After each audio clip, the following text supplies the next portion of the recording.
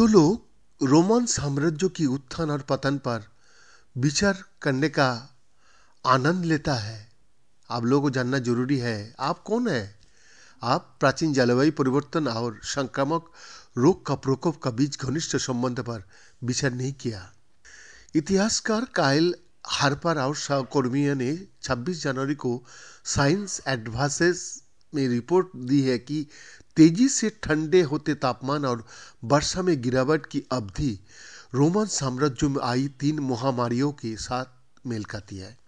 Ton शुष्क चरणों और उन बीमारियों की प्रकोप का बीच मजबूत संबंध के कारणों को कम अभी तक हम लोग जान पाया हूं, लेकिन नॉर्मन में ओकलाहोमा विश्वविद्यालय की हार्पर कहता है लगभग 200 ईसा पूर्व से 600 ईस्वी तक के जलवायु पुनर्निर्माणों पर आधारित निष्कर्ष से हमें ये देखने को मदद मिली है कि जलवायु तनाव ने संभवतः बीमारी और उसके साथ मृत्यु दर के प्रसार और गंभीरता से इसी के लिए हुआ होगा। हार्पर ने पहले तर्क दिया है कि प्रथम प्लेग महामारी, जिसे जस्टिनियानिक प्लेग के रूप में भी जाना जाता है, वो वैश्विक तापमान में गिरावट के साथ मिलकर रोमन साम्राज्य को कमजोर कर दिया।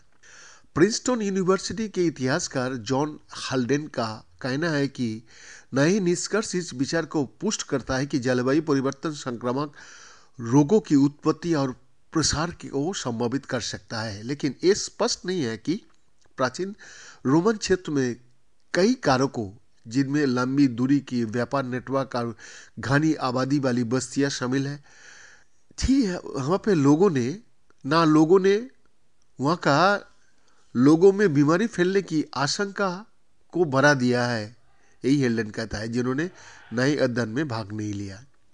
प्राचीन जलवायु की पुनर्निर्माण के लिए समुद्री पशु वैज्ञानिक कैरिन जोनबेल्ट और उनके सहयोगियों ने जीवाश्म डायनोफ्लेगलेट्स की एक व्यापक नमूना की और रोक किया। इन एकल कोशिका वाली शैवाल को पहली दक्षिणी इटली की टोरंटो की खाड़ी में निकाले गई तलछट कोर से रेडियो कार्बन दिनांकित स्लाइस में संरक्षित किया गया था। डायनोफ्लेगलेट्स समुद्र की सूर्य की रोशनी वाली ऊपरी हिस्सा में रहने वाली एक एल्गी है। इस जीव की विभिन्न प्रजातियों समुद्र तल पर बसने से पहले देर से गर्मियों और शरद ऋतु में विशिष्ट आकार ग्रहण कर लेता है।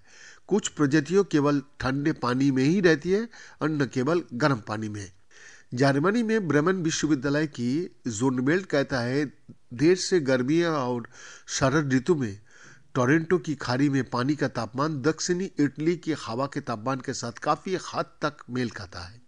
उनके समुद्रों में रोमन साम्राज्य के दौरान दक्षिणी इटली में देर से गर्मियां या शरद ऋतु की तापमान का अनुमान लगाने के लिए तलछट स्लाइस में डायनोफ्लेगलेट प्रजातियों की संरचना में बदलाव को ट्रैक किया गया।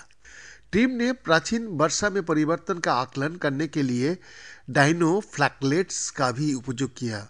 मध्य और उत्तरी इटली में प्रचुर वर्षा के कारण नदियां पोषक तत्वों से भरपूर पानी को टोरंटो की खाड़ी में छोड़ देती है।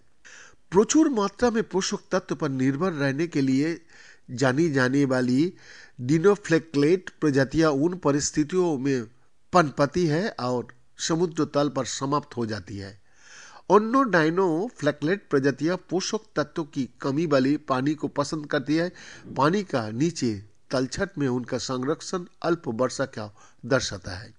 जोनबेल्ट का कहना है कि डायनोफ्लेगलेट विश्लेषण से पता चला है कि गर्म स्थिर तापमान और नियमित वर्षा लगभग 200 ईसा पूर्व से 100 ईसी तक हुई थी। ये समय रोमन गर्म काल से मेल खाता है, जो रोमन साम्राज्य के लिए राजनीतिक और सामाजिक स्थिरता का समय था। फिर 3 महामारियों से कुछ समय पहले या उसके दौरान बढ़ती ठंड और शुष्क स्थितियां के चरण आए।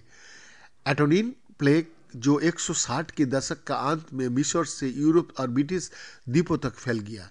साइप्रियन का प्लेग, जो 200 के दशक के मध्य में रोमन राजनीतिक उथल पुथल का समय आया था, और जस्टिनियानिक प्लेग, जो 543 तक इटली तक इटली तक पहुंच गया। 500 के दशक के अंत तक औसत तापमान रोमन गर्म अवधि का उच्चतम औसत से लगभग 3 डिग्री सेल्सियस अधिक ठंडा था। यह स्पष्ट नहीं है कि इन बीमारियों के प्रकोप के दौरान मृत्यु दर कितनी अधिक हो गया और वो साम्राज्यों के पतन का कारण कैसे बन सकती है। जस्टिनियानिक प्लेग के समय तक रोमन साम्राज्य की शक्ति और प्रभाव में नाटकीय रूप से गिरावट आई। हालांकि साम्राज्य की पूरी भाग यानी कि पूर्वी जो भाग 1453 में कॉन्स्टेंटिनोपल में अपनी राजधानी को पतन तक ये चला।